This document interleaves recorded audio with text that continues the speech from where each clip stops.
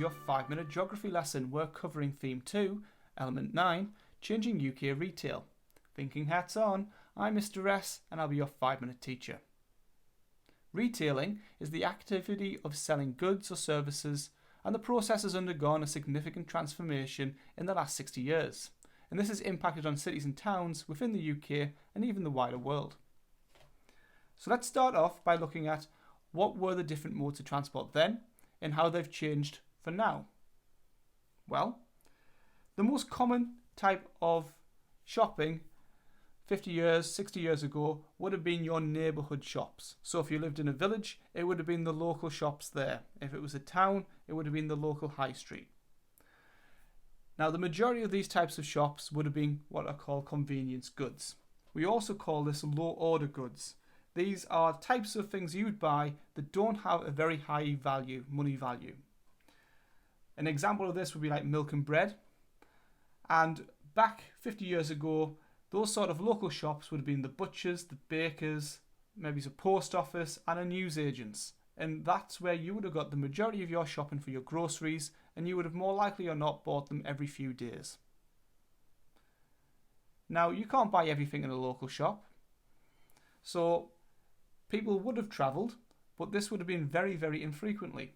And they would have travelled to the CBD of a large town or city. So remember, CBD stands for Central Business District. It's the centre of a city or town. And they would have made that travel for comparison goods, what we also call high order goods, expensive items, things that you wouldn't buy very often. And these were a lot more expensive, and examples would be your household appliances, fridge, washing machine, TV, furniture.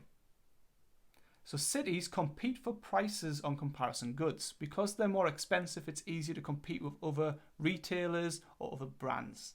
And large stores like supermarkets, electronics, furniture stores, things like that would have been found in the CBD shopping areas. But now we're moving into modern times, and these things still happen. We still have our neighbourhood shops. We still have our city centre shops.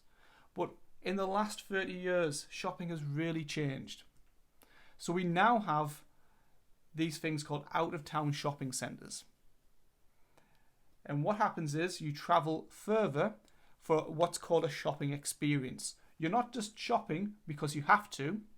You need to live, you need to eat, you need somewhere to sit. You're shopping because it's enjoyable. It's a hobby or a leisure time activity. So you're not just wanting to go and get your groceries, you might want to go for a meal. You might want to go and check out what's available in terms of a new phone contract. You might want to go to the cinema. And you want to try and do that all in one place, because it just makes more sense that you don't have to travel all over the place to do it in one day. There's also been the development of internet shopping. New technology has meant that we don't even have to leave our living rooms in order to shop a variety of different stores and find the best deals in the process. But this modern day shopping has led to a significant impact on both neighbourhood and CBD shopping. What we call the high street, so it might be a collection of roads or a single road with lots of shops on, particularly in the cities and towns, not so much in the little villages, have started to see a decline. So the impact of modern shopping means that we've seen large stores and smaller stores having to close their doors. In recent years, examples such as Mothercare and Woolworths, both main staples that were once seen on our high streets, have now went into receivership and they've had to stop trading entirely. It's even worse for the smaller stores, the ones that rely on local business and local custom.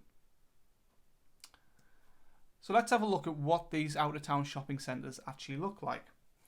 The northeast of England actually had the first out-of-town shopping centre, the first mall. It was an idea that came from America, and the principle is that everything that you could possibly need for a full day out of both shopping and leisure can be found under a single roof. Ours is the Metro Centre. It was the largest in Europe and the first in Europe, I believe. You have grocery stores, so major retailers such as M&S, in there. You've got clothing and accessory stores, you've got furniture, you've got electronics. And then on the entertainment side of things, you've got an entire mall of restaurants. You've got a cinema in there. Metro Centre even had a theme park. All of this was to attract people for an entire day of shopping, not just an hour for your groceries. This was a very big project.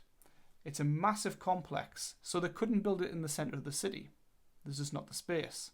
Now, it was built on brownfield site. It was built on an old brewery and industrial estate. But the area around it is all greenfield. And they did that because they needed the space for the shops, but also they needed to attract people to here because it was out of the city. And therefore, they needed lots of parking. And that parking is free. We're right next to a motorway, the A1, which links the north and the south.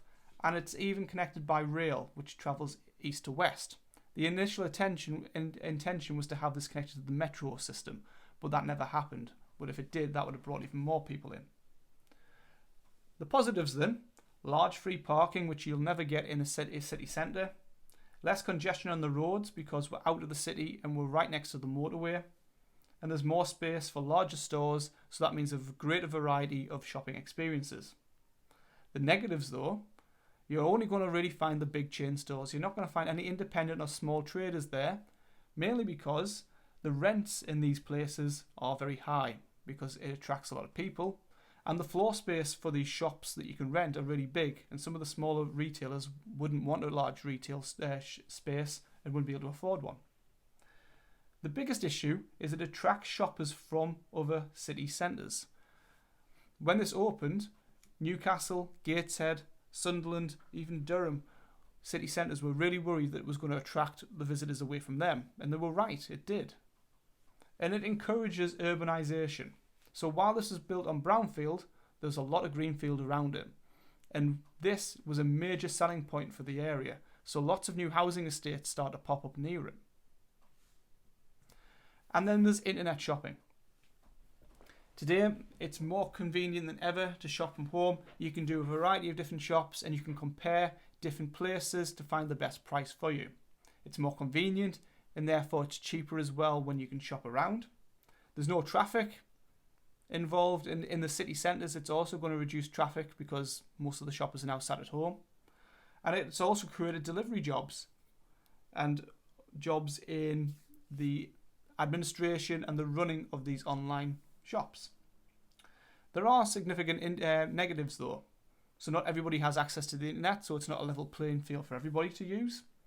It means you become more vulnerable to online fraud, as you can have your card details skimmed as you're entering information on an unsecure connection, or becoming more common but also very sophisticated.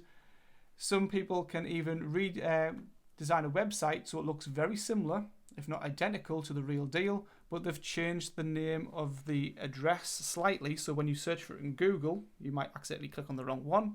You think you're buying something, but instead you've just given your card details to a fraudster.